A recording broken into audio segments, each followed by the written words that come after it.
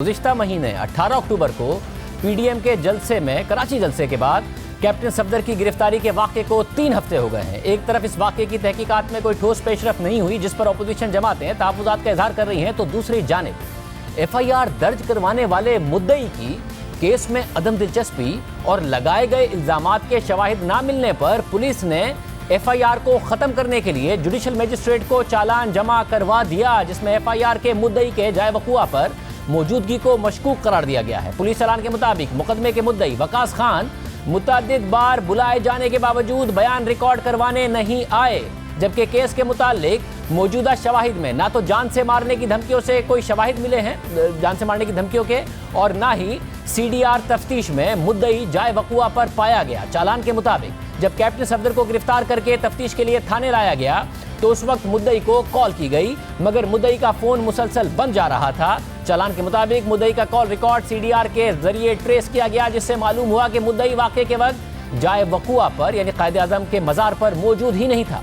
जिसकी तस्दीक बाद में मज़ार कायद की सीसीटीवी फुटेज से भी की गई।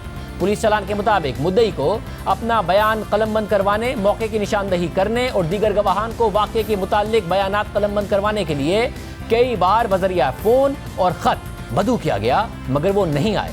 चालान में मजीद कहा गया कि एफआईआर में जो कत्ल की धमकी की शिक शामिल की गई थी वो भी झूठी साबित हो गई है, जिसके बाद एफआईआर को बी कैटेगरी में शामिल करने की दरख्वास्त की गई है। मुतल्लिका जज न होने की वजह से केस की समाअत कल तक मुलतवी कर दी गई है। ये वो एफआईआर है जिसके इंदराज के लिए तहरीक इंसाफ की क़यादत ने थाने में एहतजाज किया। मुकदमा दर्ज ना करने पर पुलिस अफसर से बदतमीजी तक की गई, साथ ही इस एफआईआर की बुनियाद पर ही कैप्टन सफदर की गिरफ्तारी हुई और अब ये मामला सामने आ रहा है। तहरीक इंसाफ ने कितनी कोशिश की इस एफआईआर के लिए, जरा देखिए। The area is responsible for this। हम इसको शामिल करेंगे कि पुलिस ने कैसे जाने दिया, पुलिस ने क्यों नहीं रोका। अब हम एफआईआर कटा रहे हैं, हमारा हक है। मेरी अब अर्ज सुन ली। फरमाइए। मेरी अर्ज ये है, मैं आपकी बात सुन के यहाँ आया हूँ अपनी ड्यूटी छोड़ के। ड्यूटी ये पकड़े इसको, जाके सफदर को पकड़ लेंगे, गिरफ्तार करें। फिर बाद में जब एफआईआर दर्ज कर ली गई तो तहरीक इंसाफ ने इसका क्रेडिट लिया। तहरीक इंसाफ के सिंध असेंबली में पार्लिमानी रहनुमा अली मादिल शेख ने तस्लीम किया कि यह एफआईआर उनके भांजे की मुद्दयत में दर्ज की गई। अल्हम्दुलिल्लाह, बिल्कुल वो एफआईआर मेरे भांजे वकास अहमद खान ने कटवाई है।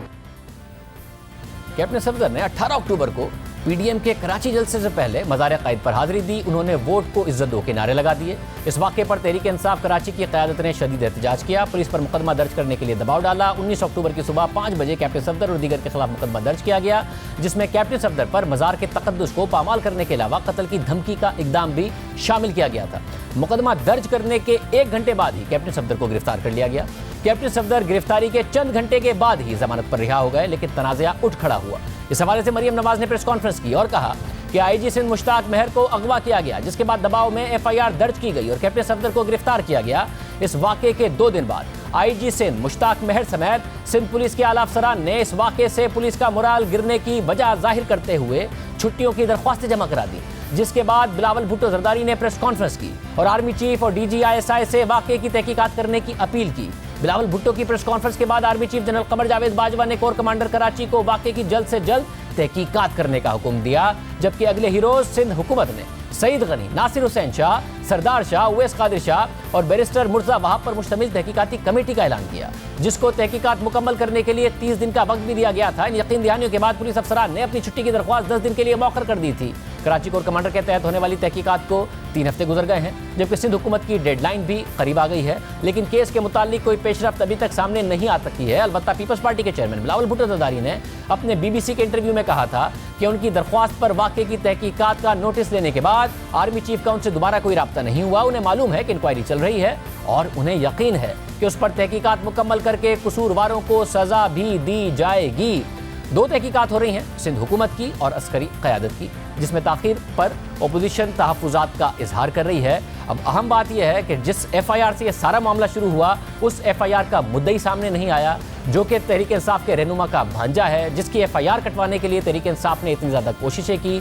अब जबकि अपोजिशन मुतालबा कर रही है अस्करी क़यादत से कि तहकीकात सामने लाई जाए।